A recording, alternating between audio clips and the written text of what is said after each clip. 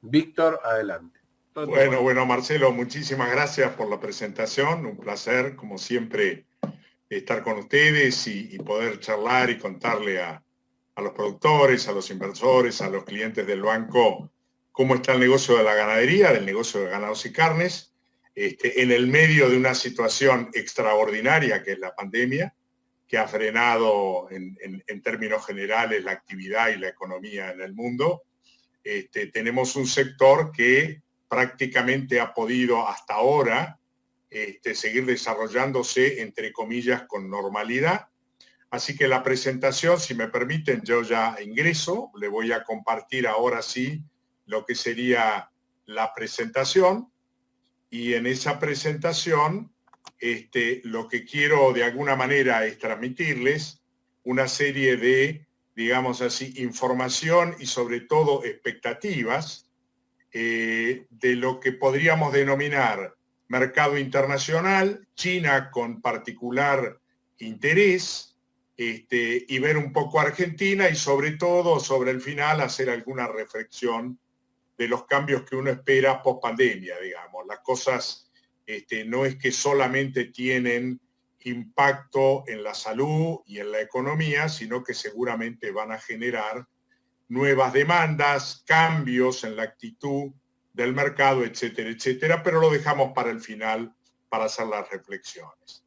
Respecto de lo que sería la visión internacional, lo primero importante para transmitir es que el mercado global de carnes vacunas se ha duplicado en los últimos 20 años, y esto no es un dato menor, teniendo en cuenta que se trata de un commodity, digamos, de larga data, no de un producto de última generación o de última tecnología, y la duplicación, como verán en este gráfico, en donde muestran las columnas relacionadas con cada una de las regiones o las regiones más importantes del mundo, como verán, prácticamente el 90% de este crecimiento de los últimos 20 años lo van a ver en la región del Asia, y dentro de Asia van a ver que el 60% de este crecimiento está dado por China. En definitiva, digamos, lo que hemos escuchado, lo que hemos visto, lo que hemos estado viviendo, el crecimiento fenomenal de la economía china y su demanda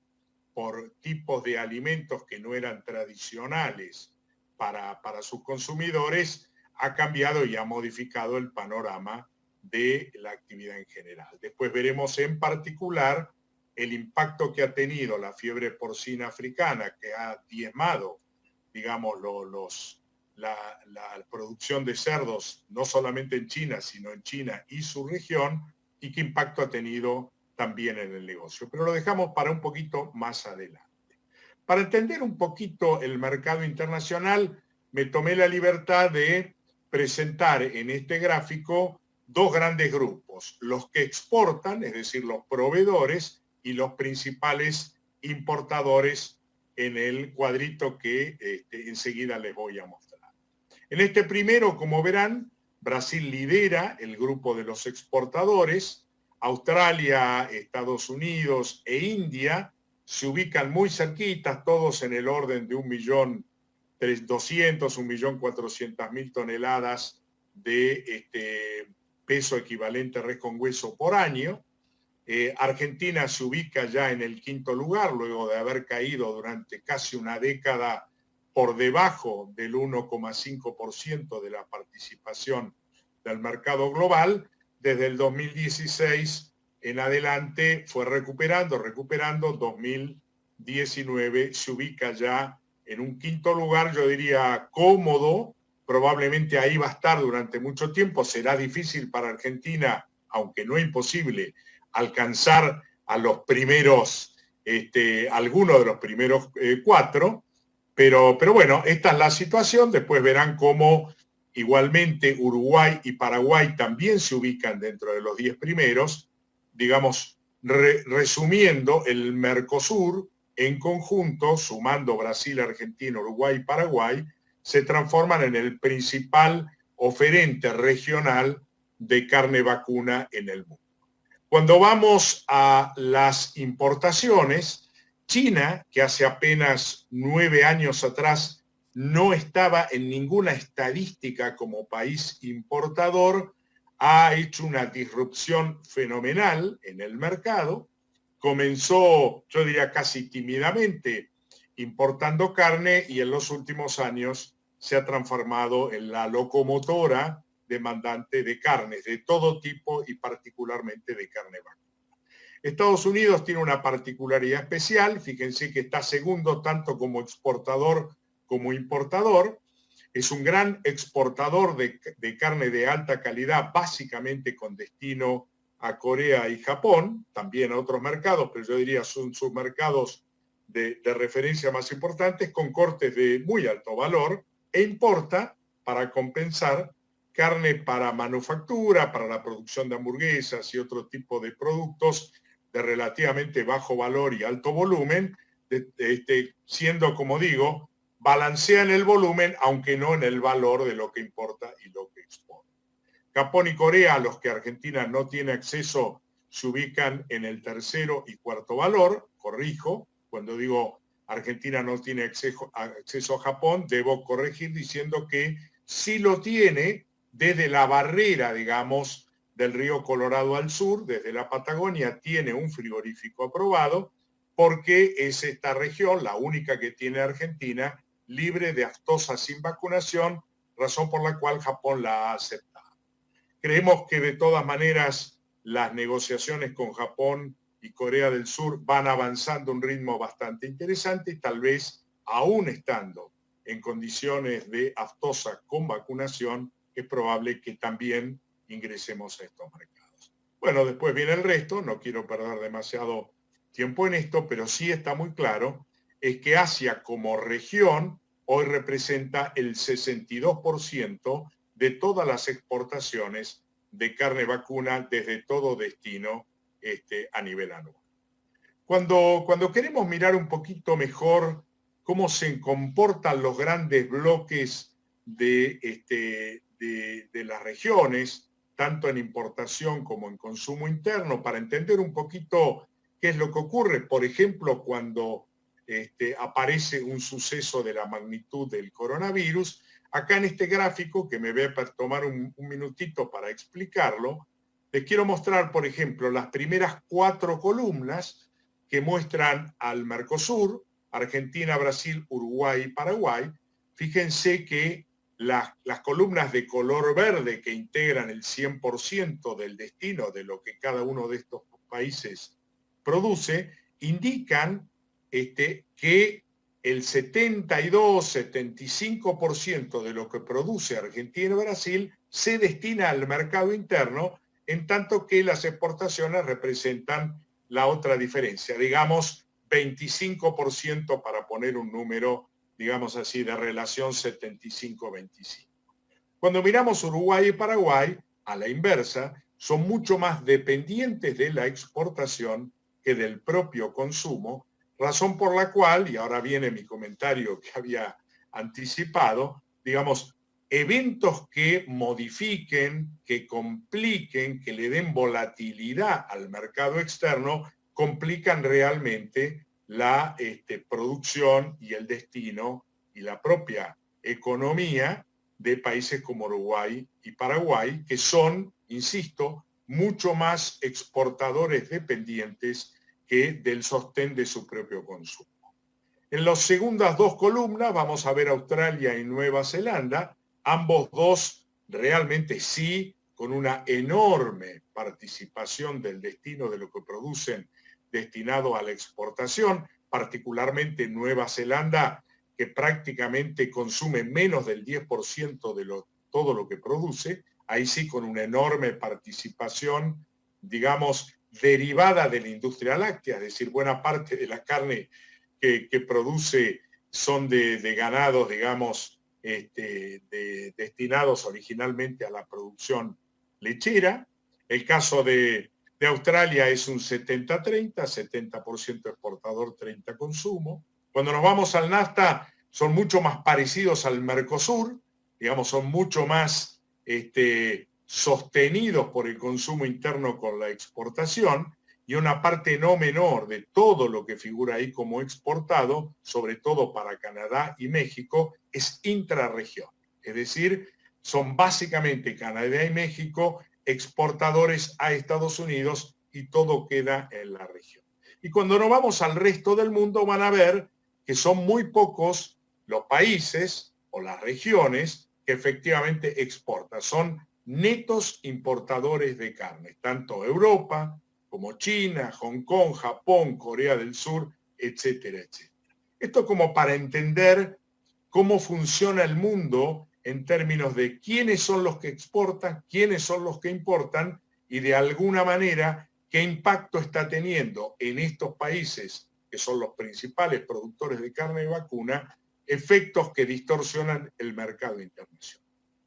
Yendo ya al impacto de la fiebre porcina africana, permítanme mostrarles un par de gráficos. El primer gráfico para entender lo que ocurrió en el mercado mundial de carnes es que cuando uno ve, por ejemplo, la expectativa de participación de las tres principales carnes, cerdo, pollo y vacuno, en el comercio mundial de carnes, uno dice, bueno, se espera que este año el global de todo lo que se importe y exporte desde todo destino y todo origen va a estar más o menos repartido en partes iguales entre las tres principales variedades de carne. Esto en términos de volumen de exportación, de comercialización internacional. Si lo lleváramos a la relación de la producción global de carnes, yo diría ahí vamos a tener 40% más o menos para cerdo y 40% para pollo y 20% para vacuno. Pero cuando vamos al negocio en sí mismo, más o menos está repartido en partes iguales. Ahora bien, vuelvo al número, 28.000, o sea, 28.000 millones de toneladas, 28 millones de toneladas, implica el volumen global. Veamos ahora cuánto se ha perdido en la producción de cerdo de China, que es el principal productor y consumidor de esta carne en el mundo. Y cuando miramos, digamos, lo que significó respecto de la producción previa a estar afectado por esta enfermedad, este país llegó a producir alrededor de 54 millones de toneladas de carne de cerdo y para el 2020 estamos esperando una caída no menor a 20 millones de toneladas. Es decir, un país que producía y autoconsumía de su producción 54 millones de toneladas, este año le van a faltar 20. Ahora, relacionen este comentario con el gráfico que está arriba, con el anterior. Si 20 millones es el faltante de carne de cerdo que va a tener China y 28 es el total de toda la carne, desde todo origen a todo destino, que se comercia en el mundo, van a entender por qué no hay ninguna posibilidad de que el resto del mundo pueda, de alguna manera, reducir el enorme faltante de carne que tiene, que va a tener y que tiene China respecto de lo que solía consumir hace apenas 2 años atrás.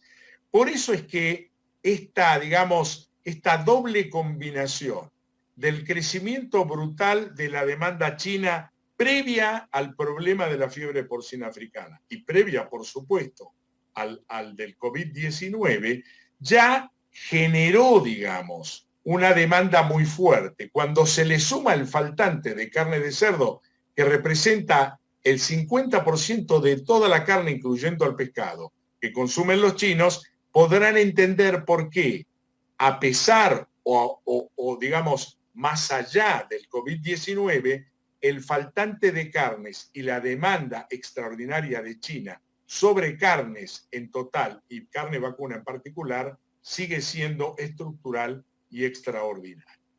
Vayamos ahora a mirar lo que ha pasado con los precios en el mundo por un minuto. Les explico rápidamente este cuadro. Este cuadro indica cómo evolucionaron los precios de las tres principales carnes y de los cereales, entendiendo por el principal cereal para el consumo de los animales al maíz. Van a ver el amarillo al pollo, el verde a los cereales, el blanco al cerdo y el rojo al vacuno. Y acá lo que van a ver es, en primer lugar, cómo la carne vacuna se despegó en términos de crecimiento de sus precios respecto de las otras carnes, en valores, por supuesto, índices con base 100 en enero del 2010, 10 años atrás. El primer despegue nos muestra que la capacidad de responder de la oferta del mundo a la extraordinaria crecimiento de la carne vacuna, de la demanda de la carne vacuna en el mundo, por supuesto quedó muy atrás, y ante ese faltante entre demanda y oferta, los precios arbitraron a la suba de manera significativa. ¿Cuánto y en qué momento arbitraron a la suba? Yo diría, arbitraron desde el vamos. Fíjense ese pico que se dio en el 2014 de suba de precios, que sobre el valor de enero del 2010 significó un 40% de aumento. Después hubo caídas en general de los precios de los commodities. Fíjense, cereales, cómo cayó 2015-2016, para poner un ejemplo de un commodity no carne, pero sí vinculado a la producción de carnes, cómo cayeron el precio de las otras carnes también. Pero ya a partir de una liñita finita blanca, donde arriba verán FPA, fiebre porcina africana, a partir de la aparición de la fiebre porcina africana, como nuevamente el precio de la carne vacuna pegó una trepada fenomenal, 22% de promedio de precio a nivel internacional, obviamente disparado centralmente por China. Ese aumento toca un pico hacia finales del año pasado, porque lamentablemente en las primeras semanas del 2019 sí aparece el COVID-19, esta pandemia que nos tiene tan complicados, y como efecto de esta parálisis de la economía mundial, de la actividad mundial y por supuesto de los consumos, sobre todo extrahogareños, destino principal de las carnes vacunas que se exportan, ahí tenemos una caída del 17%, caída que fue muy brusca entre los meses de enero, febrero, hasta marzo, y después, digamos, como que tiende a mesetarse. Ya veremos un poquito las proyecciones hacia adelante. Pero quería que vieran estos números, y de acá yo de alguna manera quisiera resaltar dos puntos. La primera, pese, digamos, a estas subas y bajas, está claro que la carne vacuna es un producto cuya capacidad de oferta resulta insuficiente a una demanda que está, digamos, pidiendo mucho más, y por lo tanto termina subiendo los precios ante la escasez de sus requerimientos. Las otras carnes verán que se mantienen con cierto amesetamiento, por supuesto, la carne de cerdo, la raya blanca, con suba importante a partir de la fiebre porcina africana, pero nunca alcanzando los valores a los que llegó a tomar la carne vacuna, a pesar de la caída por el COVID, sigue manteniéndose en niveles de 25% en números índices de la FAO, por encima de lo que estaba 10 años atrás.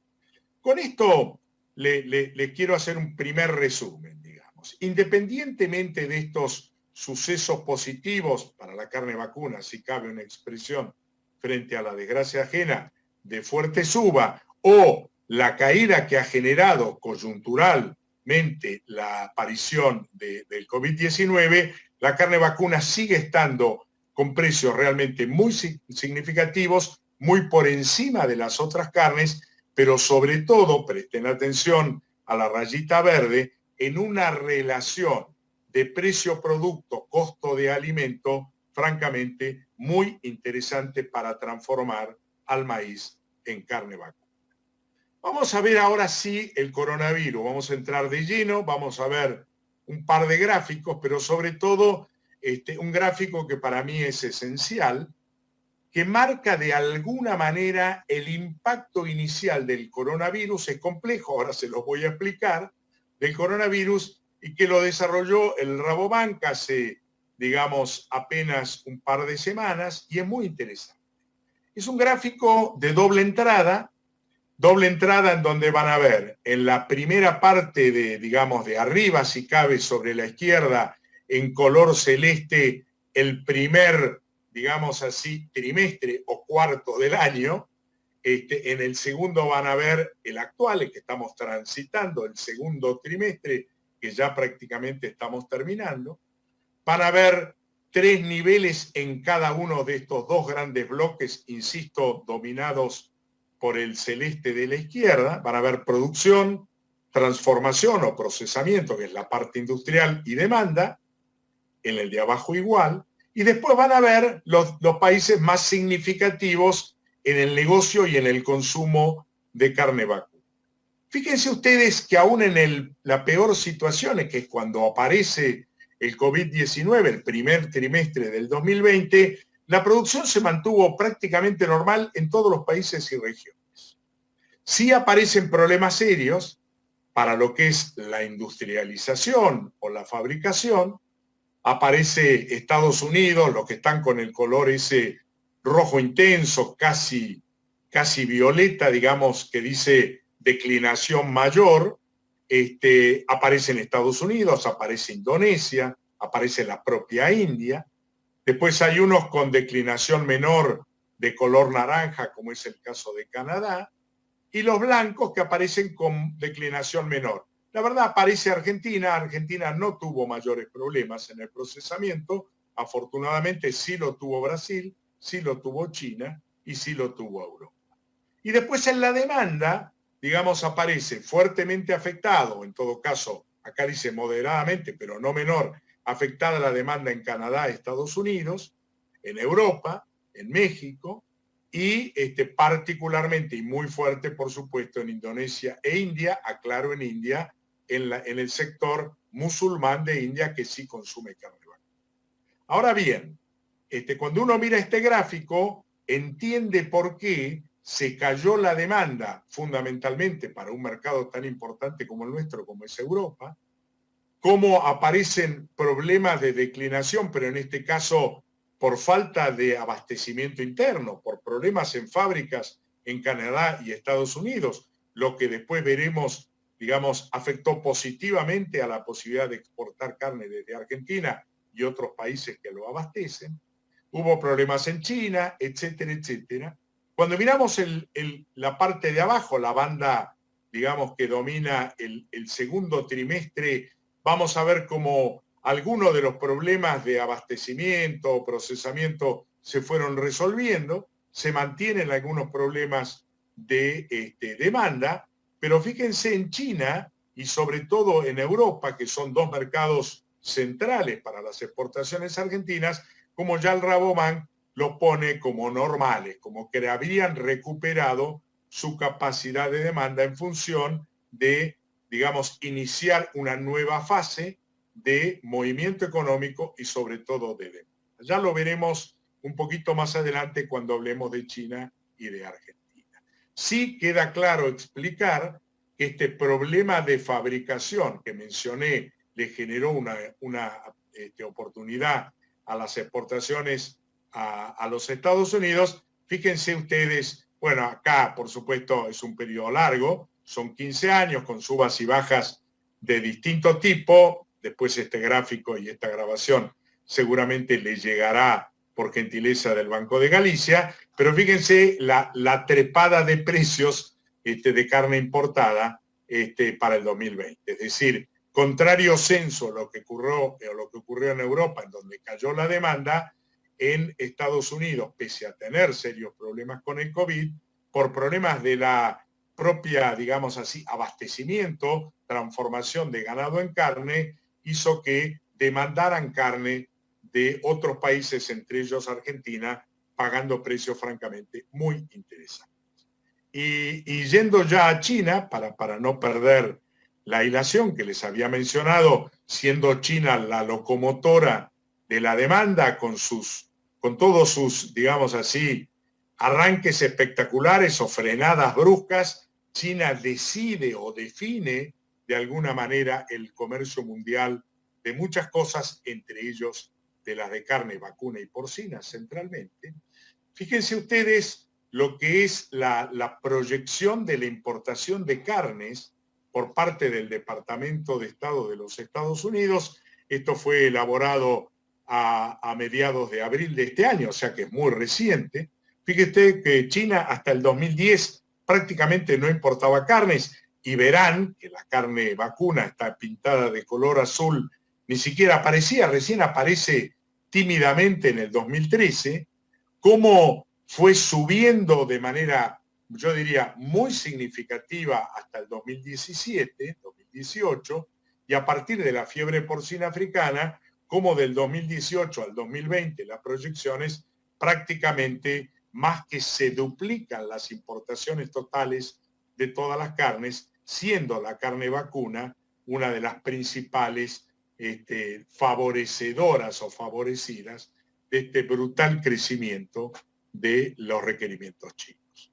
Cuando uno mira, digamos, ahora quiénes son los que participan de este volumen de carne importada por China, fíjense que ustedes que Australia prácticamente estuvo desde el inicio. Australia es hoy el líder en términos de reconocimiento de precio y calidad, está muy cerca, han hecho un trabajo extraordinario de penetración de producto y de alguna manera de enseñanza de cómo cocinarlo, de cómo consumirlo, etcétera, etcétera.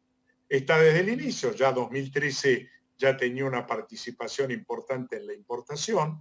Brasil aparece recién en el 2015, transformándose hoy en el principal exportador a China junto con Argentina.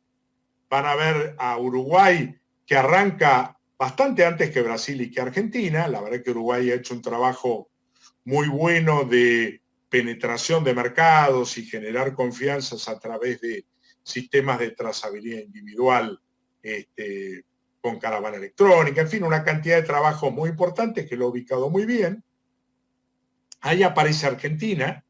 Fíjense que Argentina hasta el 2015 prácticamente ni figuraba, es decir, que nuestra historia con China en términos de volumen no tiene mucho más de 5 años, ya, digamos, ubicándose para el 2020 en un rol muy significativo.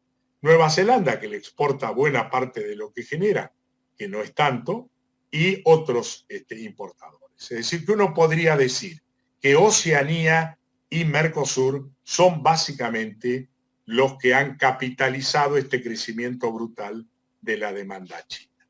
Y cuando uno mira lo que ha pasado en China, ya sí tomando el primer cuatrimestre de cada uno del periodo del año pasado y de este año, vean ustedes, primer cuatrimestre, segundo cuatrimestre, tercero y cuarto, en términos de volumen, verá que la carne de cerdo en el primer cuatrimestre del 2020 supera en más de un 50%, yo diría con mayor precisión, en un 73%, lo importado en el último cuatrimestre del año pasado, que ya de por sí era un récord para China, y que las carnes vacunas, pese a la caída brutal que hemos tenido y que sentimos en nuestras exportaciones también, o en todo caso a la complejidad del negocio, prácticamente han caído muy levemente, casi no se han movido.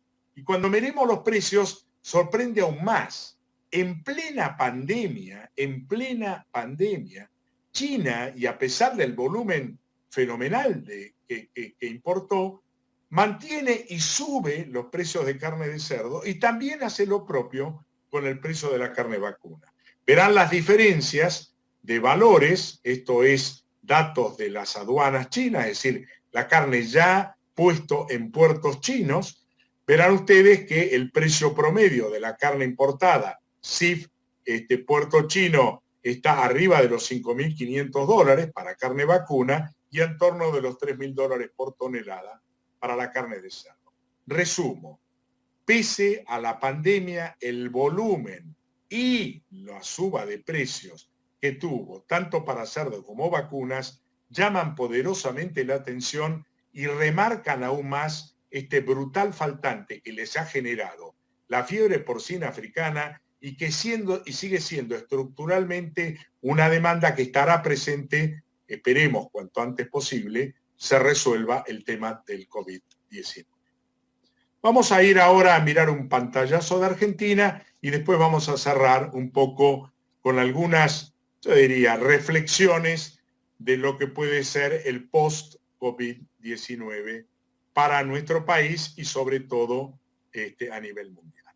Yo diría Argentina, primer flash, acá van a ver 10 años de estas rayitas que marcan mes a mes la suma del verde y del rojo, el volumen que se produjo en la Argentina de carne vacuna. Cuando digo produjo es la carne que ha quedado disponible luego del proceso frigorífico, disponible para destino. La amarilla o la verdecita clara es mercado interno, la roja es exportación. Van a ver una rayita finita, vertical, blanca, varias, pero la primera la ponemos a finales del 2015 cuando asume el gobierno de Cambiemos y vuelve de alguna manera a estimular las exportaciones y a quitarle todas las limitantes que habíamos tenido durante casi una década para poder exportar. Y a partir de ese momento, como sube el volumen total de carne disponible, es decir, la producción, pero sobre todo lo que crece porcentualmente de manera significativa son las columnitas rojas, es decir, crece de manera muy fuerte las exportaciones. Fíjense ustedes que en 10 años la producción creció un 10% en su volumen, manteniendo la oferta destinada al consumo interno y creciendo en un 170%, es decir, casi triplicando el volumen exportado.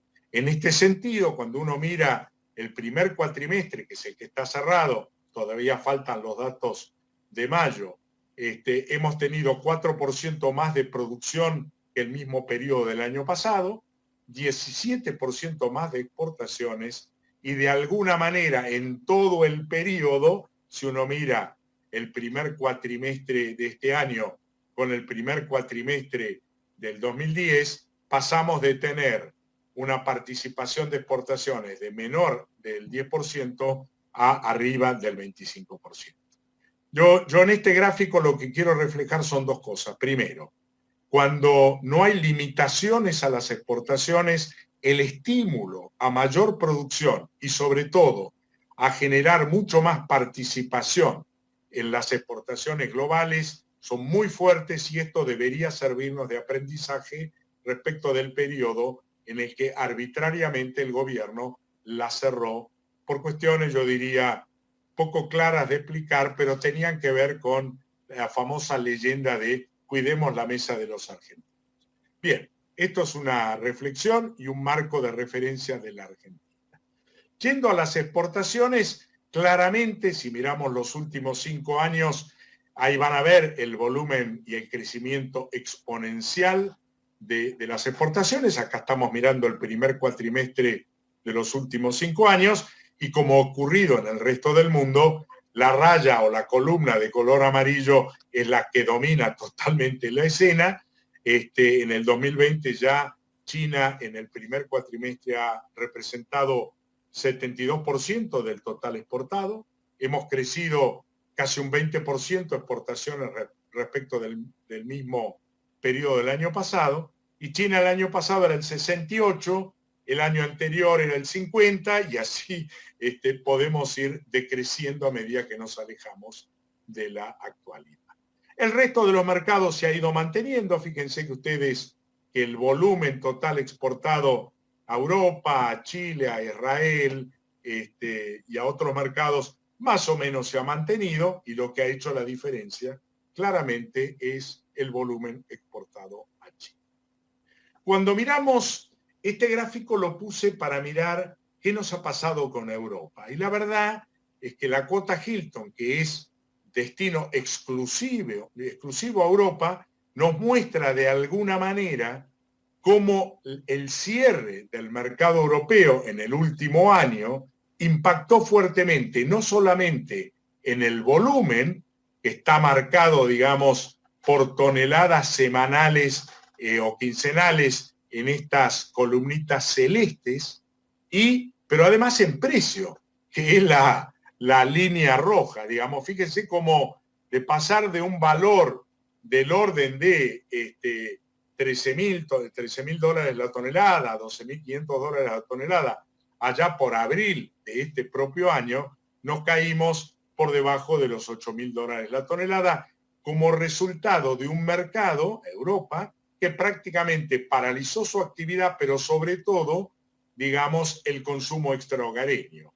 En esto es claro mencionarles que el 90% o más de la carne argentina que se exporta a Europa va con destino a restaurantes, hoteles de categoría y catering. Digamos, sectores que prácticamente fueron cerrados por efectos de la pandemia. Yendo a Argentina, un par de temas que tienen que ver con el negocio. Esto seguramente les va a interesar más a aquellos que están siguiendo la charla y que están en el negocio específicamente, pero también le va a interesar mucho a Marcelo, porque tiene que ver cómo, que lo mencionó, no me acuerdo si en la presentación o en la charla previa que tuvimos antes de iniciar la charla, pero fíjense, en el último año, cómo evolucionaron los precios de las distintas categorías del ganado respecto del dólar oficial y el índice de precios al consumidor. Vean ustedes cómo evolucionó el precio del novillo de exportación. Digamos, en el último año, novillo de exportación con up and downs termina estando en torno del 30-32% del precio nominal que tenía un año atrás. Cuando miramos el precio de la vaca, digamos, con destino a China, que es básicamente una vaca manufactura, también tuvo subas, tuvo alguna caída, pero se colocó por arriba justamente porque fue China el destino de mayor crecimiento que tuvimos en exportaciones y por lo tanto también, digamos, en una cuestión de oferta y demanda, los frigoríficos mejoraron mucho más el precio que pagaron por la vaca que por el novillo, sobre todo teniendo en cuenta que el novillo tuvo esta caída brutal de la demanda de Europa. La vaca quedó, yo diría, 40% en términos nominales. Cuando miramos ahora el novillito de consumo, se ubicó en un 50% por arriba de hace un año, tuvo un fuerte crecimiento hasta el inicio de la cuarentena, yo diría incluso incluyendo los primeros 15 días de la cuarentena, hasta fines de marzo, el crecimiento del precio fue muy alto, después se amesetó, no cayó afortunadamente, pero tampoco subió, porque el mercado interno, digamos, ha quedado debilitado en términos de poder adquisitivo, digamos, no podría consumir mucho más o demandar mucho más o pagar más eventualmente si es que faltara carne, pero en cualquier caso quedó muy bien colocado. Vamos a ver ahora, yo diría, los ganadores en este último año, que son los derivados de la actividad de la cría. Por un lado, el precio del ternero de la invernada, y por otro lado, que es la raya verde, y por otro lado, el precio de la vaquillona preñada. Yo diría, tomando esta categoría como el precio de la vaca de cría propiamente dicha, la máquina que produce terneros. Y en ambos dos van a ver que el precio quedó colocado entre el 75 y el 80% en valor nominal de lo que tenía el año pasado. Cuando miramos ahora sí el dólar y miramos el índice de precio al consumidor, el dólar por arriba, por supuesto, yo diría que ternero y vaca preñada o vaquillona preñada, es decir, la máquina y el producto de la cría quedaron muy por arriba del índice de precio al consumidor y muy por arriba del dólar. Y acá sí viene un poco la explicación. ¿Por qué esas categorías por encima de las que van al consumo? Porque esas categorías se transformaron para el productor, sobre todo, fíjense ustedes, a partir de abril, digamos, de la cosecha, aquel que tuvo granos y fue vendiendo, digamos, subieron básicamente porque lo encontraron como refugio de valor de un peso que prácticamente hoy nadie quiere tener en cuenta corriente o en el bolsillo. Es decir, de alguna manera reflejan una tendencia de crecimiento que no tiene que ver con el negocio propiamente dicho, sino como un refugio de valor de activos. Ternero, que tiene, digamos, un futuro largo hasta que termine yendo a la faena, por lo tanto, el que lo compra hoy sabe que tiene 8, 10, 12, 15 meses hasta lo que va a faenar y apuesta hacia adelante a la recuperación de la economía tanto argentina como del mundo. pasado el COVID, y a la vaca de cría, que todavía tiene un periodo muchísimo más largo de repago y de devolución del negocio. Bueno, esto me pareció interesante para explicarlo, para entender qué está pasando hoy en el negocio ganadero. En cualquier caso, yo diría, prácticamente todas las categorías por encima del índice de precio al consumidor y de las tasas, que por supuesto se fueron acomodando un poco la inflación, y respecto del dólar, solamente estas categorías que mencioné recién, que subieron más por refugio de valor que por el negocio propiamente dicho. Respecto de los movimientos de la invernada, y esto de nuevo para los especialistas del negocio, es interesante ver cómo se generan las curvas de oferta a lo largo del año de todos los terneros que se mueven en la Argentina desde todo origen y para todo destino. Van a ver 2016, 2017, 2018, 2019, es decir, el mayor volumen de terneros que se ofrece, que se vende, que se compra, se dan entre los meses de abril y junio.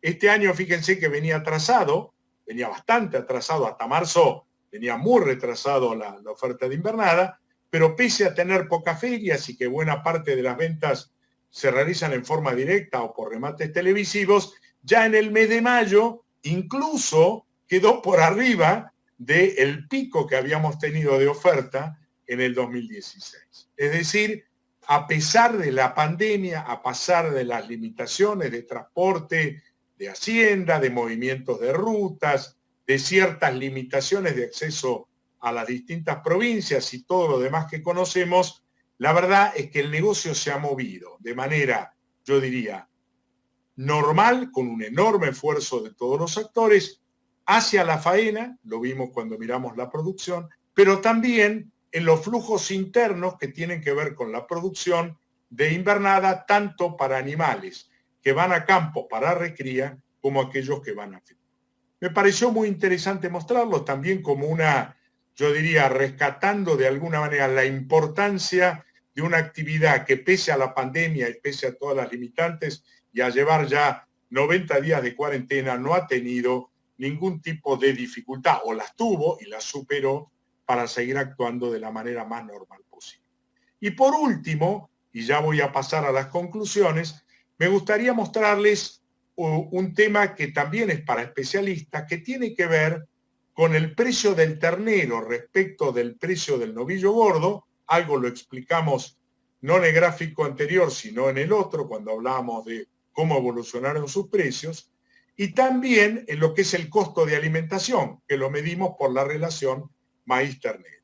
Van a ver ustedes en la línea amarilla la relación de precio de maíz respecto del ternero, leído como cuántos kilos de de maíz puedo comprar con el precio de un ternero, y ahí lo van a ver en el eje de la izquierda de ustedes, salvo en ese pico extraordinario en donde valía mucho el ternero y valía muy poco el maíz, que se dio entre mediados del 2014 y finales del 2015. Esto fue a nivel mundial, el precio del maíz, por supuesto, pero dio una relación extraordinaria de bajo costo de alimentos, porque con un kilo de ternero podía comprar muchísimo maíz, mucho más si encima era dentro del campo, sin gastos de flete y comercialización. Pero verán que en términos generales la media se ubica entre, yo diría, 10,5 y 11,5 kilos de maíz que puedo comprar con el precio de un ternero. Hoy estamos dentro de la media.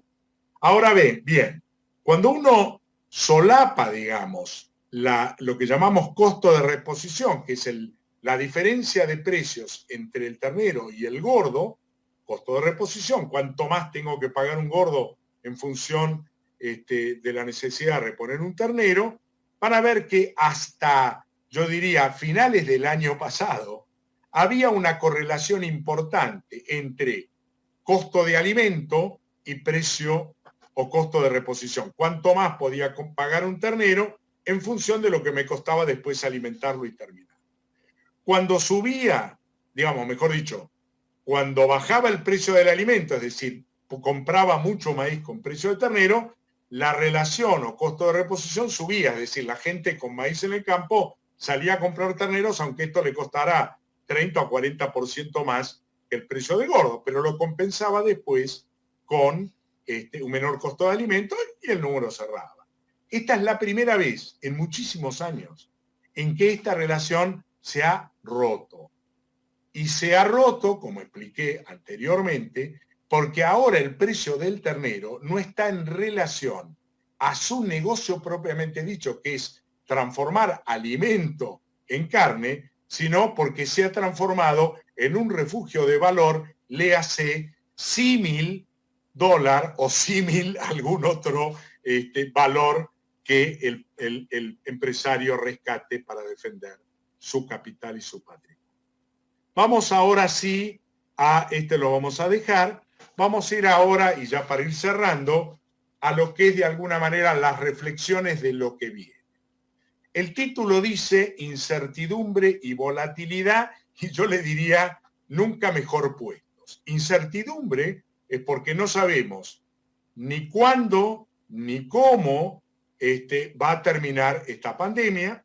Pensábamos hace un par de semanas que terminado el primer ciclo, la recuperación iba a ser rápida. Estos últimos días y o semanas hemos estado viendo rebrotes que nos vuelven a preocupar, con lo cual yo diría, no sabemos cuánto más va a durar y cómo va a quedar el mundo. Sí sabemos que ya ha tenido y tendrá un enorme impacto en la economía mundial y sobre todo, digamos, en la cantidad y en el precio y en los negocios de una cantidad importante de commodities, entre los que algunos de los más afectados sin duda ha sido la energía, en particular el petróleo, que si bien ha recuperado, está lejos de los valores que supo tener.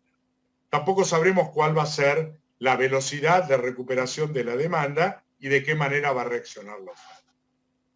Uno de los cambios que ya se están dando y que seguramente van a ser, yo diría, se van a fortalecer, es el cambio de a dónde y de qué manera se distribuyen los alimentos.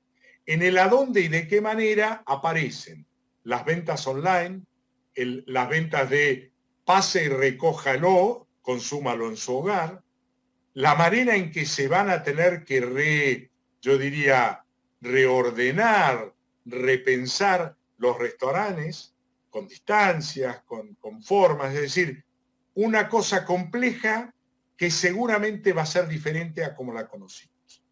Los negocios que más han crecido en este periodo de pandemia han sido básicamente todo lo que es el delivery, las ventas online, que seguramente van a mantener o sostener una porción importante de lo que han ganado como consecuencia de las cuarentenas y que la gente tuvo que recluirse en el hogar.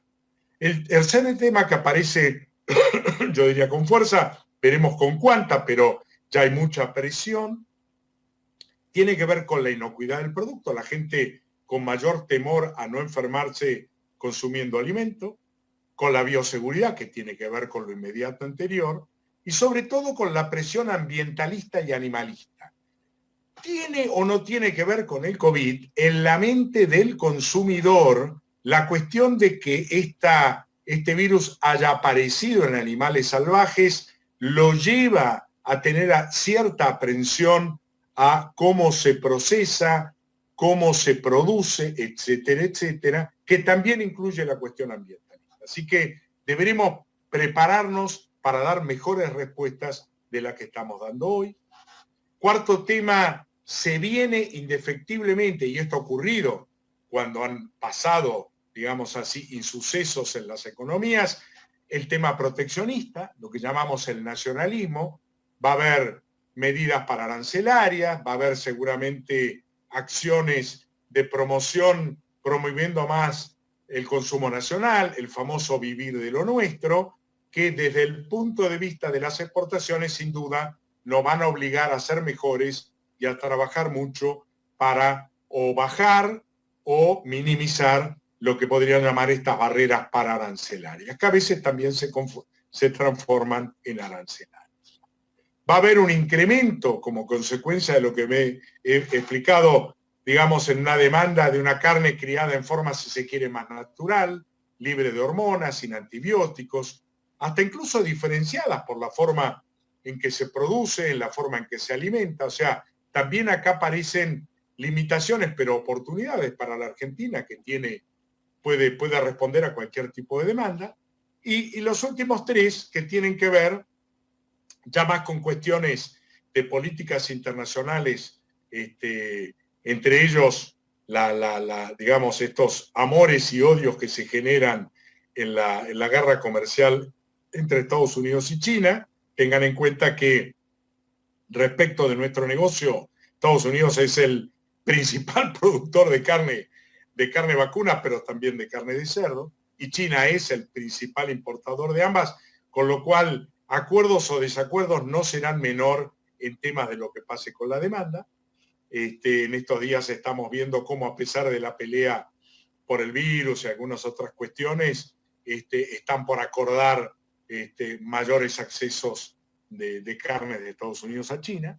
Lo que va a ser el Brexit, que se paró yo diría, la discusión, pero no la fecha sigue inamovible. A fines de año digamos, ocurre esta separación del Reino Unido del continente europeo, y acá me parece que sí ya hay que empezar a hablar de las nuevas negociaciones, porque la cuota Hilton, la cuota 481 y otras cuestiones arancelarias van a sufrir cambios, porque tendremos ya no que negociar con Europa tal y como la conocíamos unida, sino con Europa dividida, y ya Australia está avanzando fuertemente con Reino Unido. Yo diría estar atentos y no dormirnos. Y lo último, y cierro, digamos, me parece que, contrario a lo que nos está dando alguna señal el gobierno de paralizar o aletargar o morigerar los avances en los acuerdos bi y multilaterales, como el que tenemos firmado con Europa o con el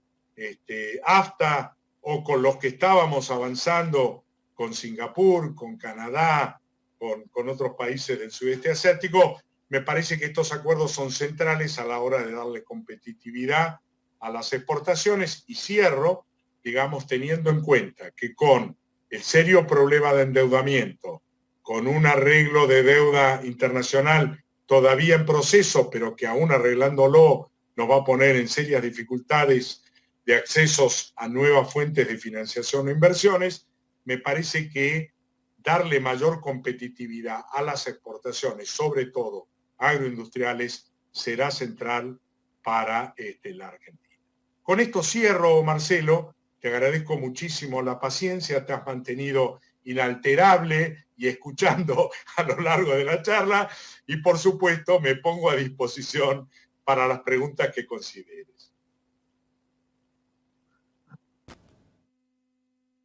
Bueno, Víctor, muchísimas gracias. Creo que muy clara y muy rica la presentación en cuanto a la cantidad y la calidad de los datos. Tenemos una cantidad de preguntas, y un poco agrupando esas preguntas, varias hablan si se puede seguir viendo la presentación o si va a estar colgado, y la respuesta es sí. La presentación va a quedar en el mismo link, con lo cual todos aquellos que la quieran volver a ver o volver a consultar lo pueden hacer mediante ese link. Ahora vamos a pasar a preguntas, más allá que estamos justo con los tiempos, pero seríamos muy, muy ingratos con todos aquellos interesados en sacarse algunas dudas.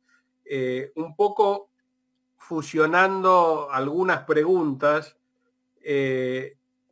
nos gustaría conocer tu opinión en cuanto a la evolución de la imagen del sector ganadero después de todo el tema de la pandemia, en cuanto a la emisión de gases de efecto invernadero, y cómo queda a futuro esa imagen, y si eso puede quizás hasta cambiar hábitos o incrementar el consumo de carne vacuna, ¿no? Mira, Marcelo, la verdad es que sí. Yo un poco en la última diapo intenté, digamos, marcar algunos puntos. Yo lo relaciono mucho con lo que ocurrió después de la vaca loca, que fue en el año 1995, y que a mí me marcó enormemente porque me agarró en pleno proceso expansivo de la marca Cabaña Las Lilas en Europa y en otros países.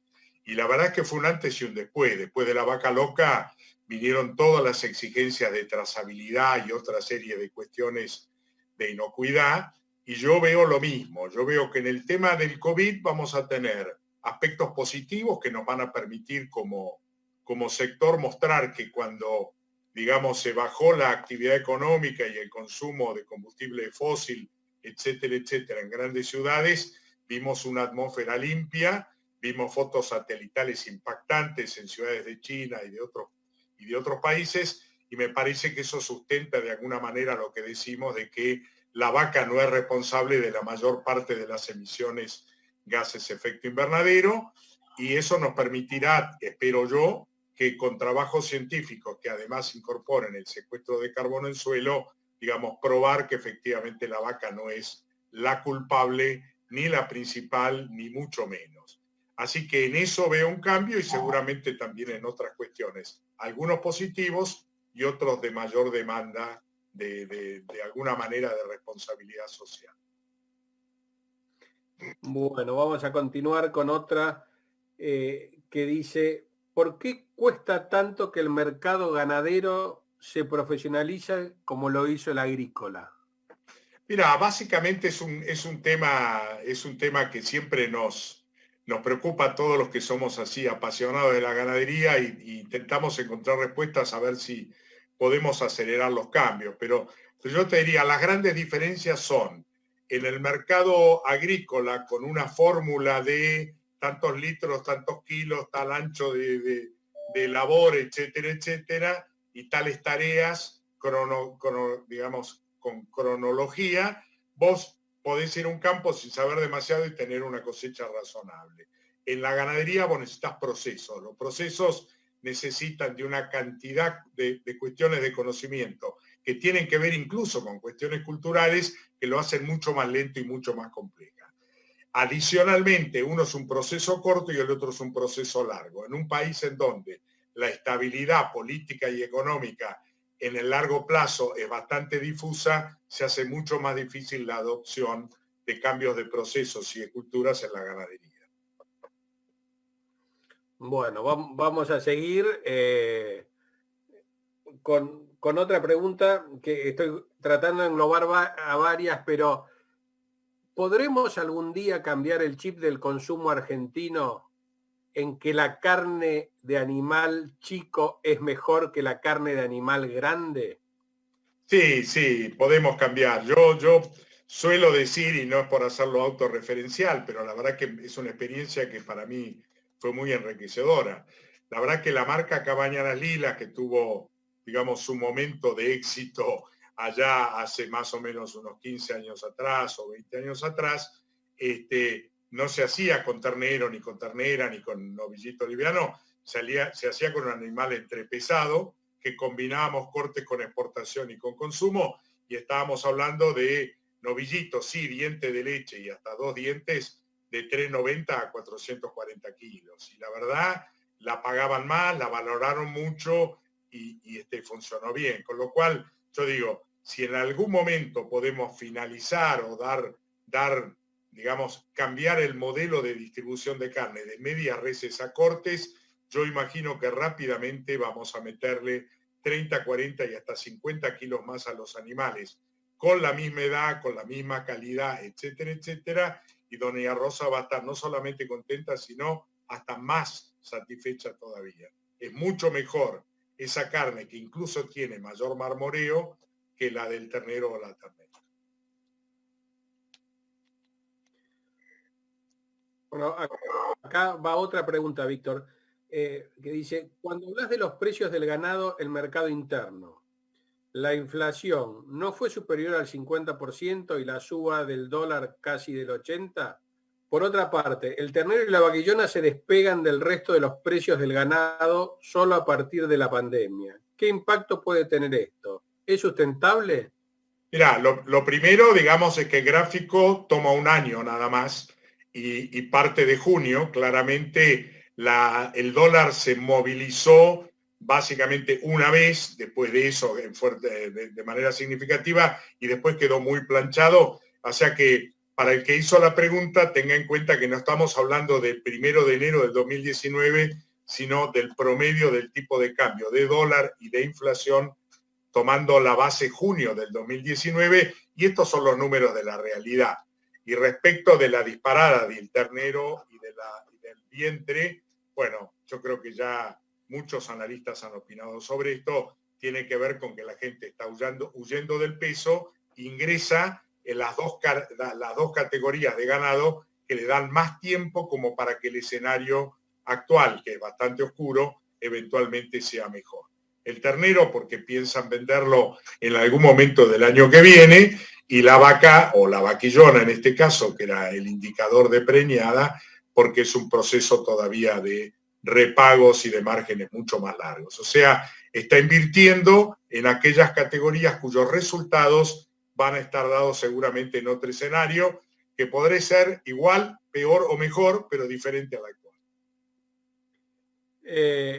Otra pregunta que te diría que es casi personal del que lo hace es, Víctor, ¿seguís trabajando en la mesa de carnes? ¿Sigue trabajando en la mesa de carnes?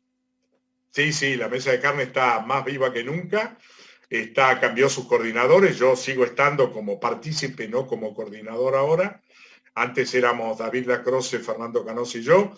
Ahora es Dardo Chiesa, David Miazo y Matías Lestani, pero el equipo es el mismo, la gente que participa es la misma, la agenda sigue siendo la misma y la verdad que está muy activa. Hoy tenemos en agenda, robo 2 minutos, como temas esenciales, es tratar de sostener todo lo bueno que se hizo en el avance contra la informalidad. Hay nuevos temas que aparecen que hay que seguir peleando para que este siga siendo un avance sobre que no tengamos retroceso, el tema de trazabilidad individual, el tema de cambio de protocolo Hilton, el tema de la sustentabilidad, como bien mencionabas vos para la primera pregunta, y varios otros temas sobre los que se trabaja muchísimo. Pero diría, está muy activa, y la verdad que no se hacen reuniones como antes, que tuvimos la fortuna de que nos recibiera el presidente con su gabinete, pero la interacción con los funcionarios para cada caso está activa, está viva y se está trabajando bien. Bueno, buenísimo, Víctor. Hay una que en realidad me pareció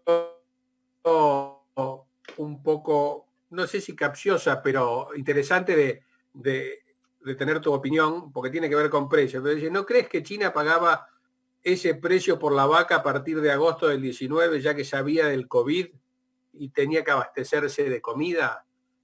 Y después va a ir a enganchar a otra de China. O si querés le engancho directamente. No, enganchala. La otra que puedo enganchar de China es, ¿cuánto tiempo va a pasar para que China recupere su producción de cerdos como para que teóricamente baje la demanda de carne bovina? Bueno, son dos buenas preguntas. La primera, obviamente no tengo información para responderla. Yo tengo una presunción que no arrancó en agosto, pero seguramente en noviembre y diciembre, cuando tuvo un movimiento de bajar precios y de renegociar valores, etcétera, que fue muy complicado y que ahora se vuelve a dar. Yo creo que ellos, que habían comprado mucho preparándose para las fiestas más importantes que eran en ese momento, a mediados de enero, yo tengo la sensación de que ellos sabían que se iban a quedar con sobrestock, y ahí ya en diciembre empezaron a renegociar y se complicó mucho el mercado. Respecto de lo que ocurre ahora, claramente el rebrote al menos lo tenían dentro del plan B, y de nuevo están renegociando sabiendo que esto le va a hacer caer el consumo.